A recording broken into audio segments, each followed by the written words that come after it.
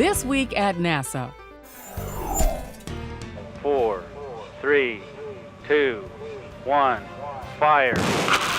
NASA's Next Generation 5-segment Solid Rocket Development Motor, or DM-2, was fired in its test stand at ATK's facility in Promontory, Utah.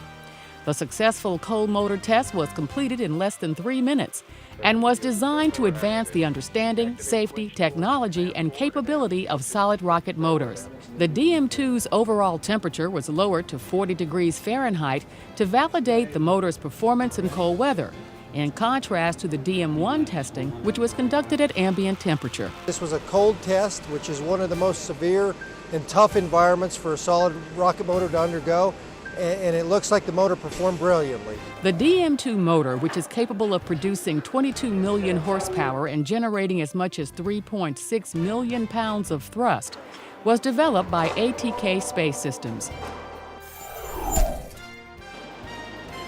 NASA's chief technologist, Bobby Braun, made several stops on his agency-wide tour, visiting various facilities at the Jet Propulsion Laboratory, the Glenn Research Center, and Dryden Flight Research Center.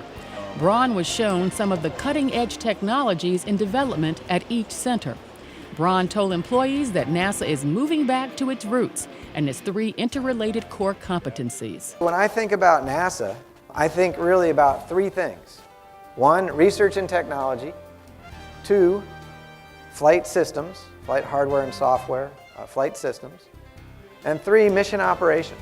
All 10 programs under the Office of Chief Technologist are designed to take ideas from basic concept to the working prototype or testing phase, then use them in applicable projects and missions. And now, centerpieces. The Magnetospheric Multiscale Mission, MMS, has passed its critical design review. The mission consists of 4 identical satellites that will orbit in formation to study reconnection in Earth's magnetic fields. Reconnection is a universal process that taps energy stored in magnetic fields and converts it explosively to heat and energy.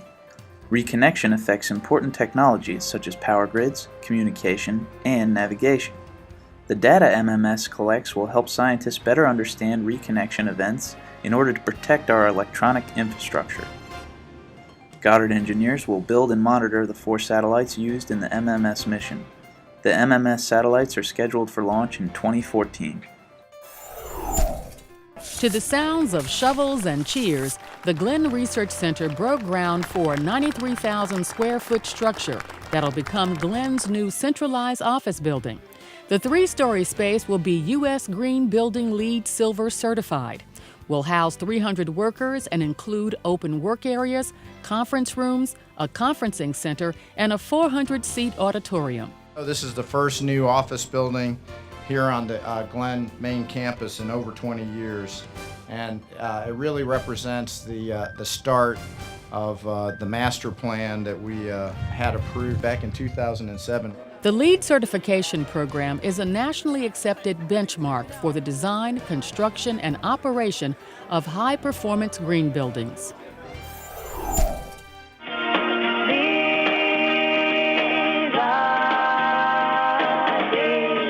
Friends and families of the slumbering STS-132 astronauts picked the songs that woke them up last May. Now NASA wants you to take over its morning show DJ duties. With the Wake Up Song Contest, you can help choose the morning music for the last 2 scheduled Space Shuttle missions. Pick your favorite from a list of 40 previously played songs or submit an original space-themed composition. The 2 Wake Up songs with the most votes will be played during STS-133 and 134.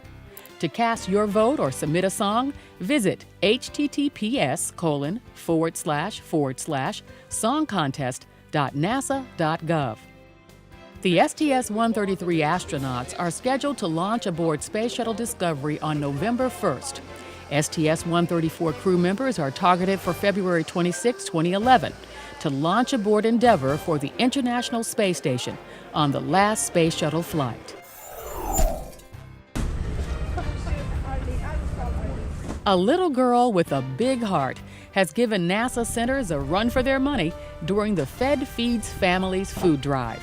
12-year-old Laylee Aminian, whose mother, Roya Mayer, works for NASA's Independent Validation and Verification Facility, IV&V in Fairmont, West Virginia, donated more than a ton of food from her community, 967 pounds of it in July.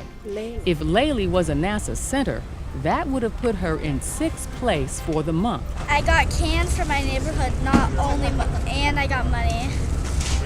And then I also got coins around my house, and I got money from my uncles and aunts and family, and my dad's colleagues and my mom's friends, and like a lot of people. And I sold snow cones in my neighborhood at our pool. She's done a phenomenal job. This is an amazing amount of food, as you can see here in the truck, for just one little girl to collect here in West Virginia. With funds she collected from friends, family, and neighbors, Laylee purchased another 1,000+ pounds of food in August. The Fed Feeds Families Drive supports food banks across the country.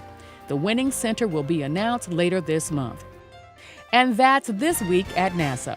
For more on these and other stories, log on to www.nasa.gov.